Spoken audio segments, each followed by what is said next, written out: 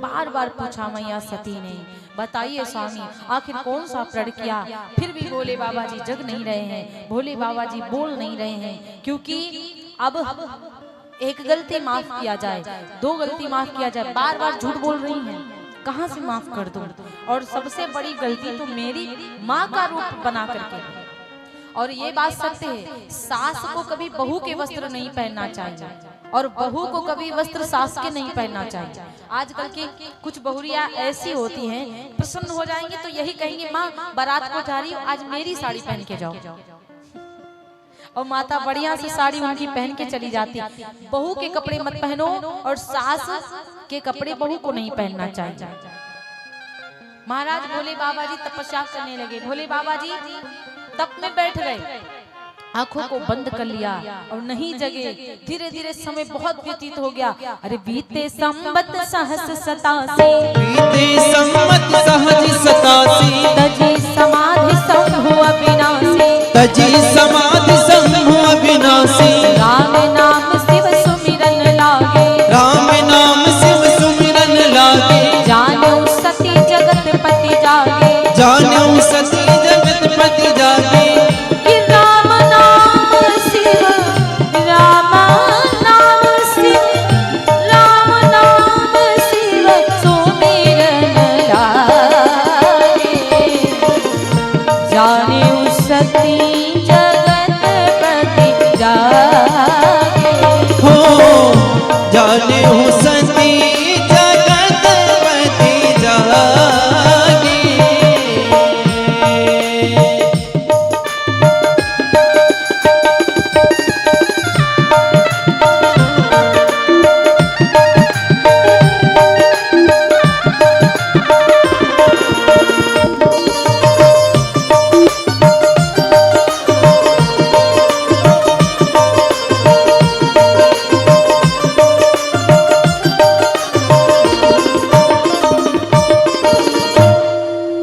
भगवान भोले बाबा विचार करने लगे कि सती माँ सती, अब जैसे भोले बाबा जी जगे हैं, बीते संवत सहस 87,000 साल व्यतीत कर दिया भोले बाबा तपस्या करते करते। और जब 87,000 साल भोले बाबा जी तपस्या करते करते व्यतीत कर दिए, 87,000 साल बाद जब आंखों को खोलते हैं, भगवान राम जी का नाम लिया। सती माता समझ गई कि भोले बाबा जी जग गए हैं। और भोले बाबा जी को राम जी का नाम और राम जी की कथा बहुत प्यारी लगती है। सती माता विचार करने लगी, डायरेक्ट जाऊंगी, ऐसे ही भोले बाबा के सामने, हो सकता है बाबा जी नाराज हो जाए।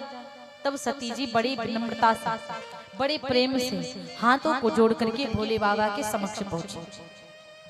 भोले बाबा से हाथों को जोड़ करके बोली, बाबा मुझे राम जी की कथा सुनाओ।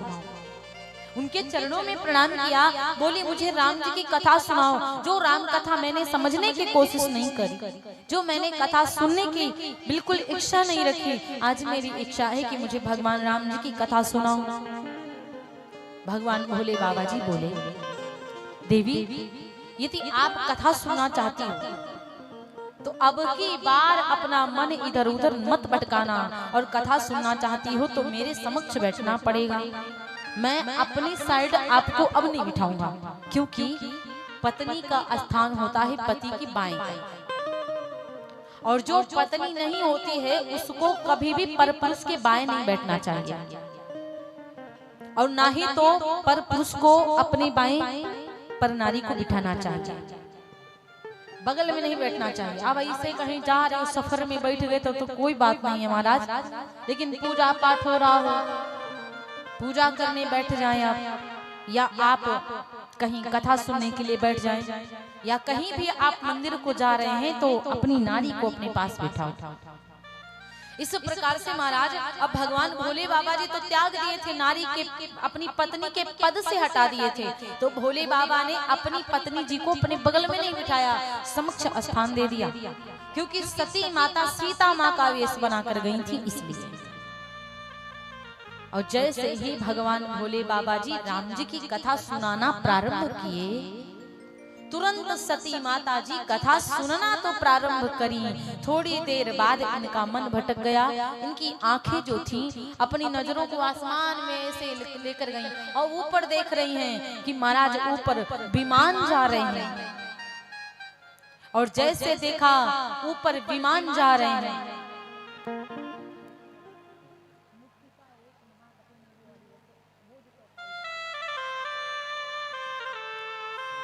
आज महाराज जब सती माता की आंखें ऊपर गई, सती बिलो के व्योम विमाना, सती बिलो के व्योम विमाना, जात चले सुंदर विधिना,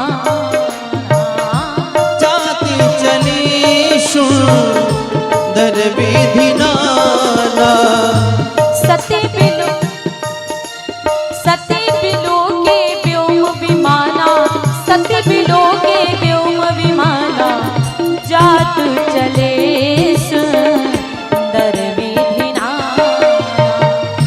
जात चले सुंदर विधिना।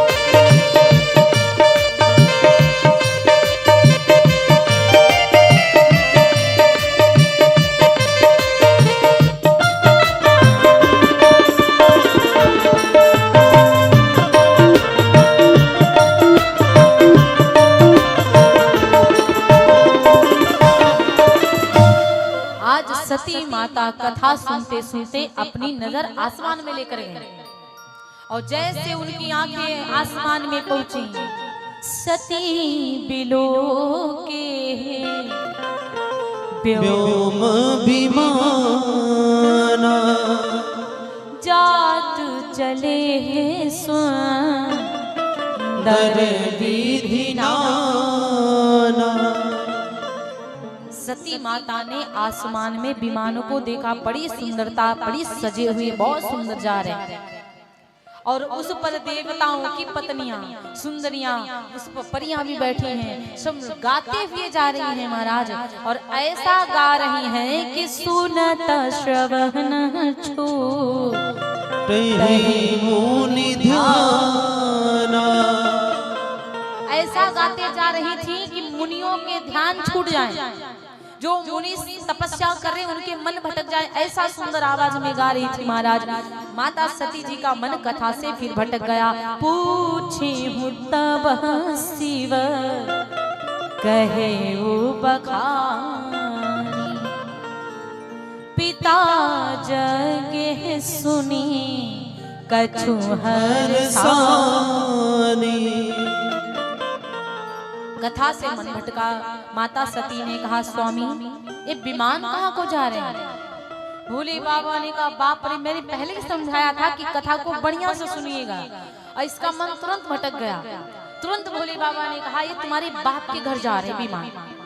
सती माता प्रसन्न हो गई। अच्छा, मेरे पिता के घर, वहां पर क्या है? पिताजी क्या कर रहे हैं? तब बोले, यज्ञ कर रहे हैं, नायक बने हैं इसलिए यज्ञ कर रहे हैं तुम्हारे पिता। मुझे निमंत्रण नहीं दिया, ना तो तुम्हें निमंत्रण दिया। लेकिन सती माता हरसाई, थोड़ा सा दुखित हो गई कि पिताजी ने न्योता क्यों नहीं दिया। फिर भी एक बेटी है और बेटी के मायके से यदि निमंत्रण ना आए और कुछ भी काम छोटा से बड़ा हो जाए, अब बेटी को ना बुलाया जाए तो बहुत दुख होता है। अपने आप में वो बहुत दुखित हो जाती कि बताओ, पिताजी ने मुझे नहीं पूछा, इतना बड़े काम कर दिया, मुझे नहीं याद किया। तो इसलिए महाराज देवी माता ने कहा, जो महे सुमोही आये सुदेहु, कछु दिन जाई रहो मिस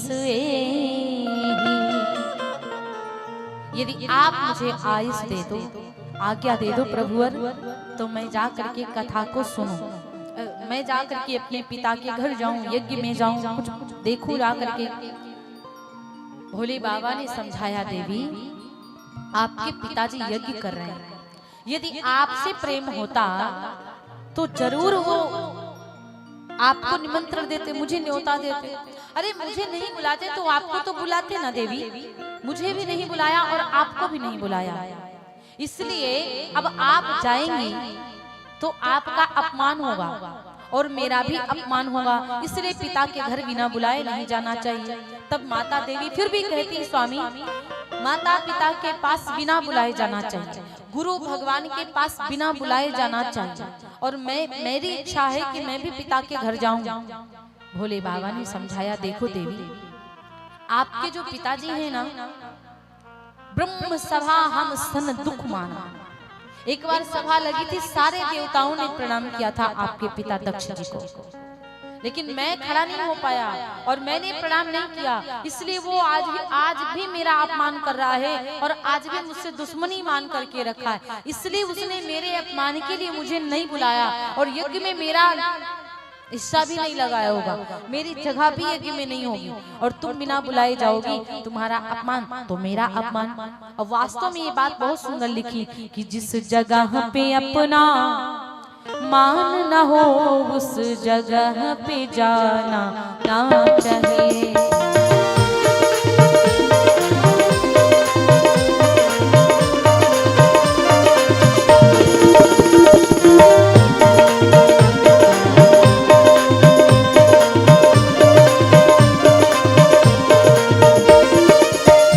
जिस जगह पे अपना मान न हो, उस जगह पे जाना ना चाहिए।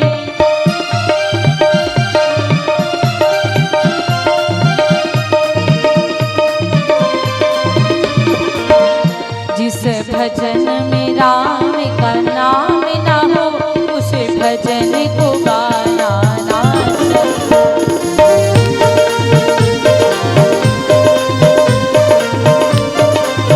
हरि बोल।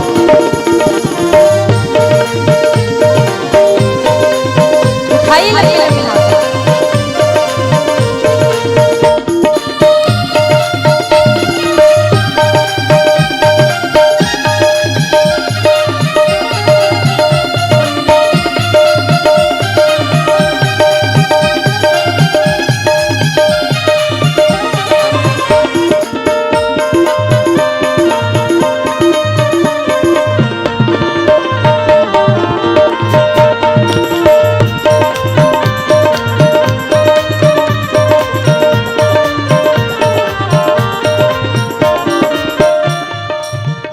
चाहे बेटी कितनी प्यारी हो, उसे घरे घरे घुमाना ना चाहिए। चाहे बेटी कितनी प्यारी हो, घरे घरे में घुमाना ना चाहिए। चाहे बेटी कितनी प्यारी हो, उसे घरे घरे घुमाना ना चाहिए। चाहे बेटा कितना, चाहे बेटा कितना लाडला हो, उसे सर पे बिठाना ना चाहिए। मान न हो, उस जगह पे जाना ना चाहिए। जिस जगह पे अपना मान ना हो, उस जगह पे जाना ना चाहिए। जिस भजन में राम का नाम न हो, उस भजन को गाना ना चाहिए। जिस भजन में राम का नाम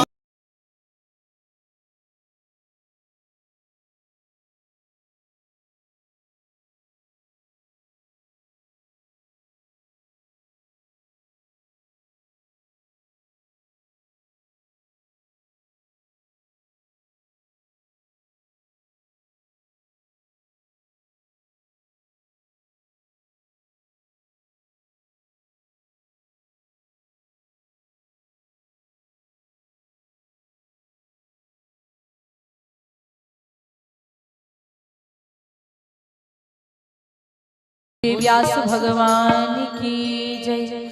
आदि शक्ति जगदम्बा मैया की, उमापति महादेव की जय। जय जय श्री सीताराम। आप लोग बोलते क्यों नहीं हो? आप लोग को दिखाने के लिए हम थोड़ी ना, आप बोलोगे तो आपका फायदा होगा, हम बोलेंगे तो हमें फायदा होगा। अब हम बोले तो आप भी बोलिए, बोली जय जय श्री सीताराम। बोली आदि शक्ति जगदम्बा मैया की जय। तो महाराज कहा जाता है, चाहे बेटी कितनी प्यारी हो उसे घर घर घुमाना ना चाहिए, और चाहे बेटा कितना लाडला हो उसे सर पे चढ़ाना ना चाहिए। बहुत लोगों का अकेला बेटा होता है, जितना खर्चा करना होता उतना खर्चा करता है।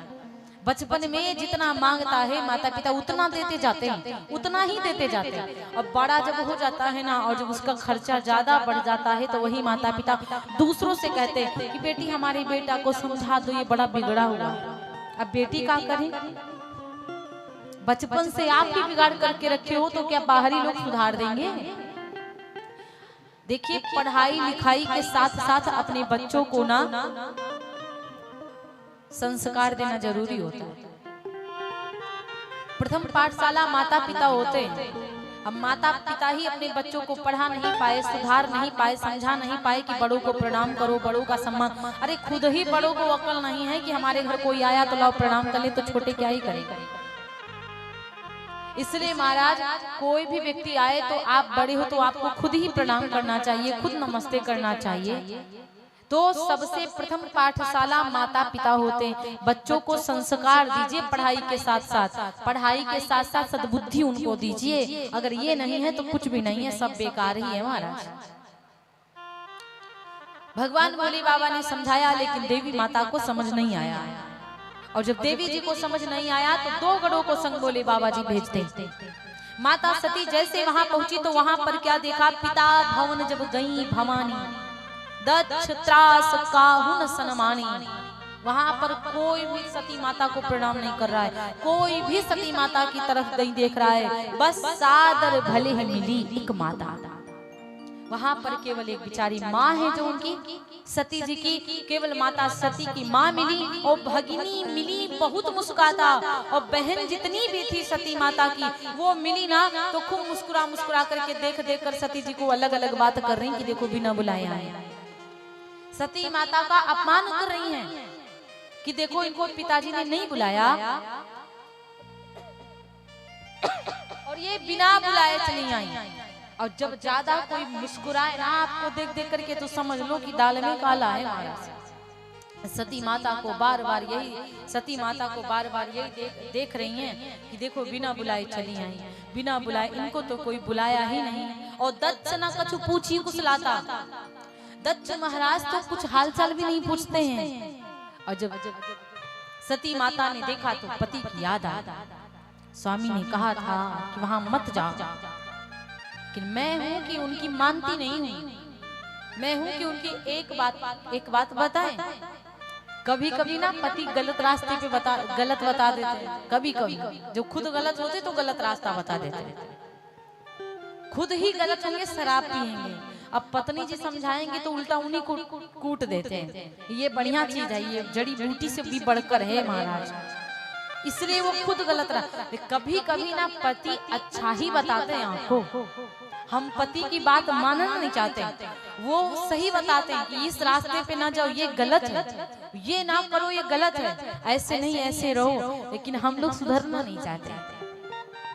पति कितना भी प्रेम करे, कोई कोई पति बहुत ही प्रेम करते हैं, बहुत ही अच्छे से, मतलब कभी नहीं डांटते, हमेशा प्रेम से बातें करते हैं। फिर भी हम लोग क्या करते हैं, उनके ऊपर चिल्लाते हैं। कुछ पत्नियां होती जिनके पति अच्छे होते, वो पति के ऊपर हावी हो जाती हैं। और कुछ के पति देव बड़े, समझ लो कि बहुत चिल्लाने वाले होते, वो पत्नियां बड़ी भोली भाली, वो बड़ी सीधी सादी, बिल्कुल नहीं चिल्लाती। इसलिए महाराज अपने अपने पतियों की बात को भी मानना चाहिए, और पतियों को भी पत्नियों की बात मानना चाहिए। दोनों को एक दूसरे की बात मानना चाहिए। आज भोले बाबा जी की बात फिर नहीं मानी सती माता, तो पछता रही। सती माता जा करके देखी हैं जहां पर यज्ञशाला बना था, वहां पर जाकर के देखी तो वहां पर महाराज कहा जाता है भगवान भोले बाबा जी का कोई स्थान नहीं था। तब सती माता को बहुत तकलीफ हुई, तब सती माता बहुत उदास हो गई। तब चिल्ला करके सती माता कहती हैं, अरे सुनहु सभासद सकल मुनिंदा, सभासद सकल मुनिंदा,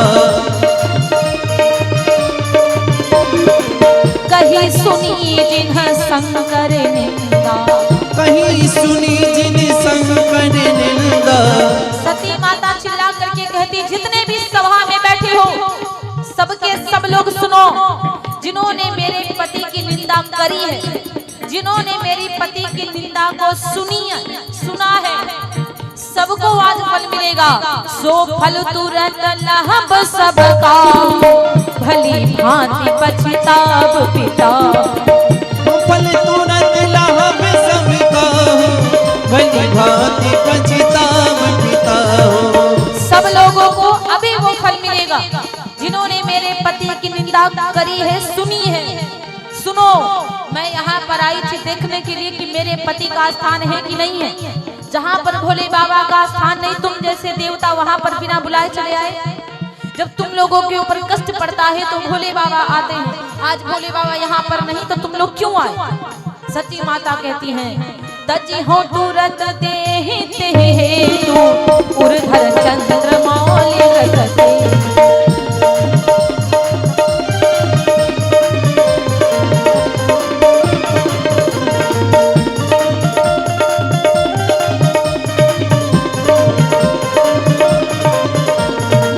अस कही जोग अग्नि तनु जारा, अस कही जोग अग्नि तनु जारा, भयो सकल मतहा। अस कही योगी अग्नि तनु जारा, भयो सकल मतिहारा। अस कही योगी अग्नि तनु जारा, भयो सकल मतिहारा।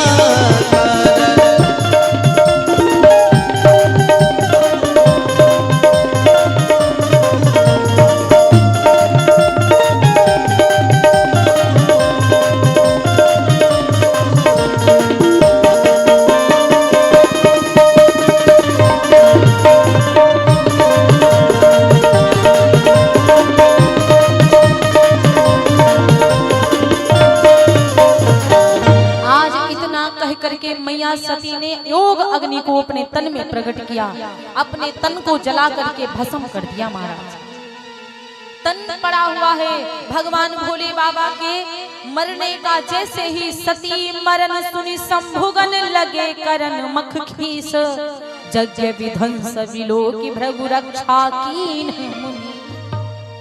आज भगवान भोले बाबा समाचार पाते, समाचार सब शंकर पाए, वीरभद्र करी को पठाए। एक जटा से एक जटा को उखाड़ा, वीरभद्र को भेजा, जाओ यज्ञ को नष्ट भ्रष्ट कर दो। उस यज्ञ में देवताओं का सम्मान नहीं, वो यज्ञ नहीं, वो जागा कहलाता।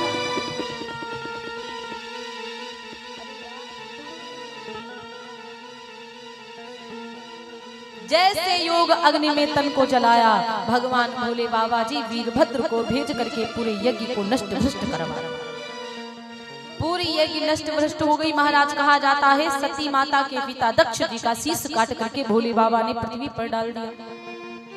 और जैसे भोले बाबा ने दक्ष के शीश को काट कर पृथ्वी पर फेंक दिया, उनकी पत्नी बहुत परेशान, बहुत उदास हो गई। बार बार विनती करती, स्वामी बहुत गलती हो गई मेरे पति से, मेरे स्वामी से बहुत बड़ी गलती हो गई, क्षमा कर दो, मेरा सुहाग छोड़ दो। आज बार बार विनती किया, तब भगवान भोले बाबा ने बकरे का शीश आज अपने ससुर जी के गले में लगाया।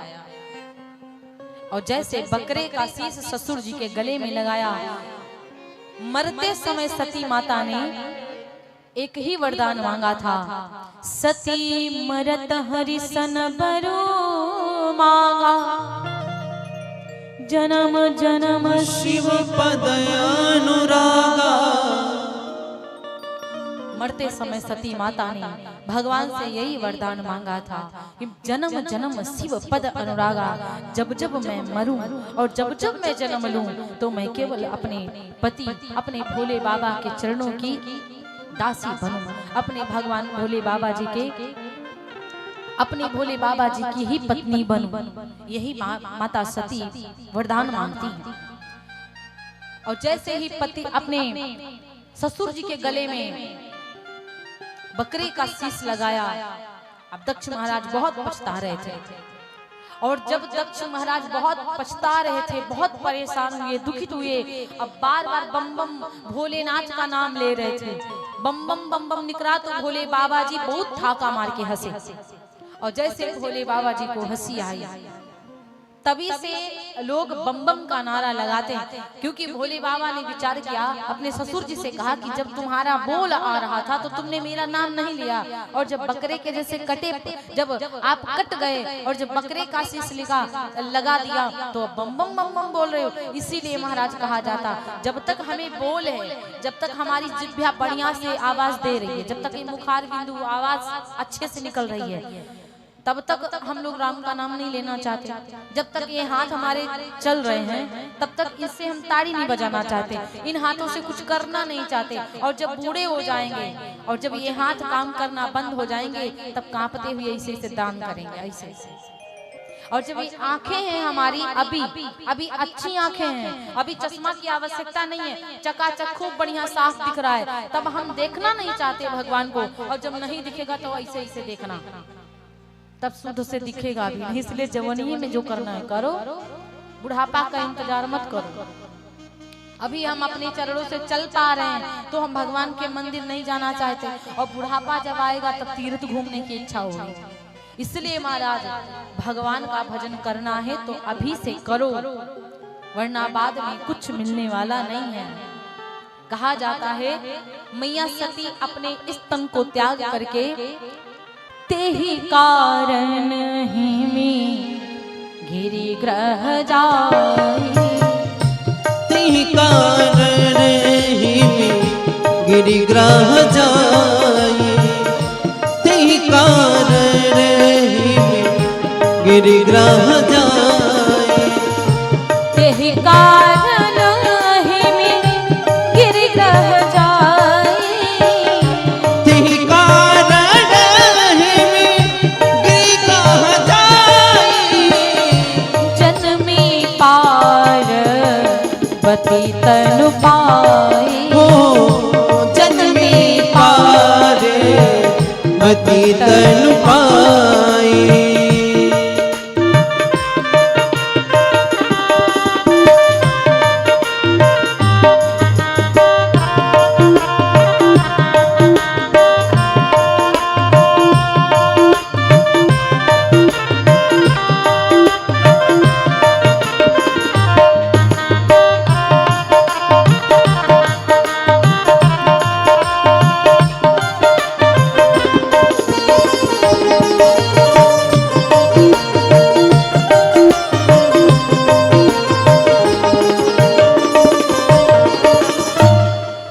तेहि कारण हिमि गिरिग्रह जाई, जन्मी पार्वती तनु पाई।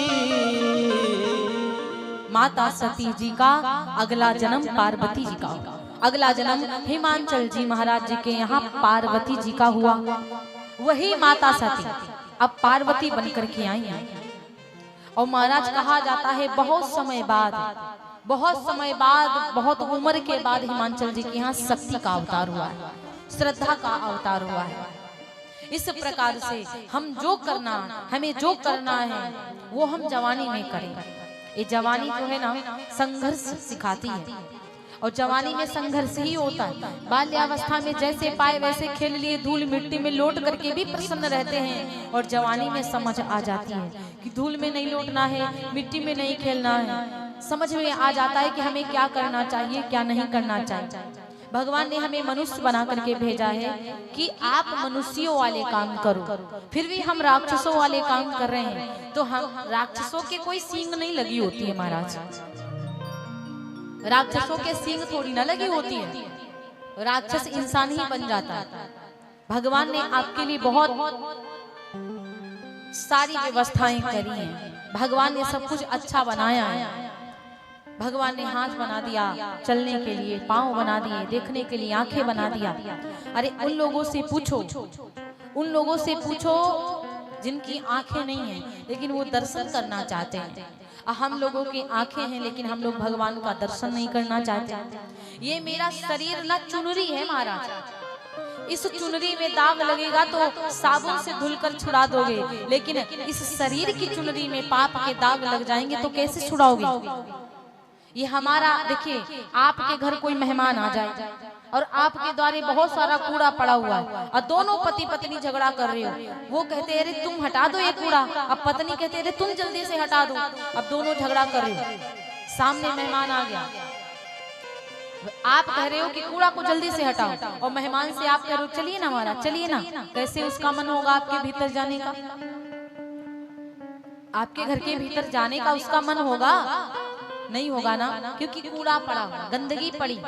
तो ठीक उसी प्रकार ये जो मेरा तन है ना, तो जो हमारे तन में ये पाप लगे हुए हैं, दूसरों को मारने के द्वेष लगे हुए हैं, हम परेशान किसी को कर रहे हैं, ये कूड़ा हमारे भीतर जब तक पड़ा है तब तक भगवान आएंगे नहीं, आप चाहे कितना बुलाओ। ये हमारा जो हृदय आंगन है ना, आप इसका कूड़ा नहीं हटा रहे हो, ये गलत चीजें जो भर करके दिल में रखे वो नहीं हटा रहे हो, और ये भी कह रहे हो भगवान आइए ना आइए ना।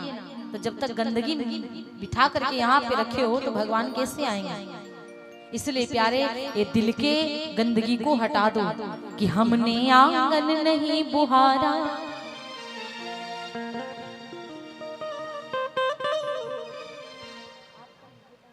यजमान जी भी आ जाइए कि हमने आंगन नहीं बुहारा, कैसे आएंगे भगवान, कैसे आएंगे भगवान, आएंगे भगवान, कैसे आएंगे भगवान, कैसे आएंगे भगवान, कैसे आएंगे भगवान।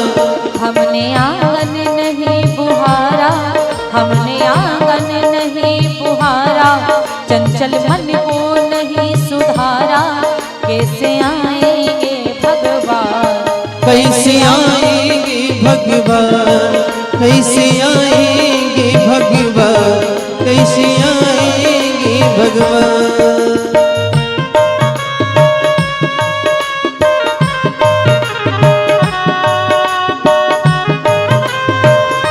उठाए लंबे लंबे हाथ।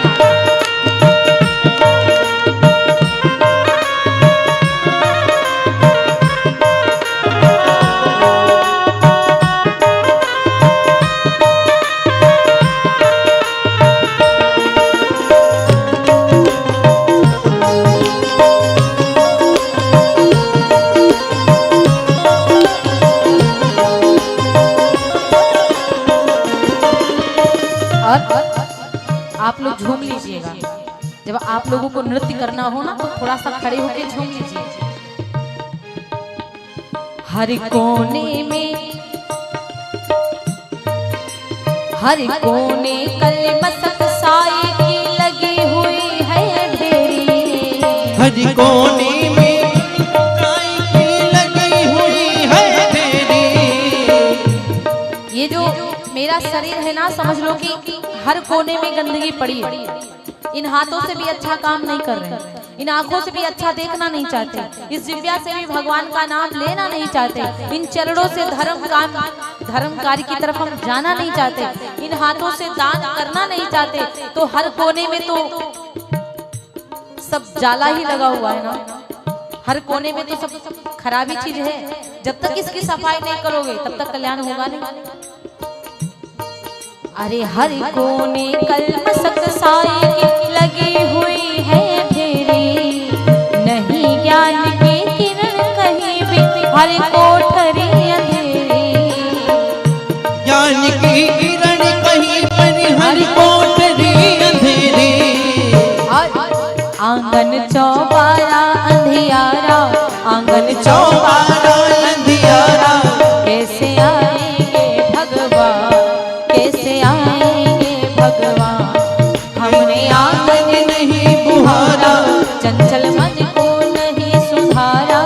कैसे आएंगे भगवान, कैसे आएंगे भगवान, कैसे आएंगे भगवान।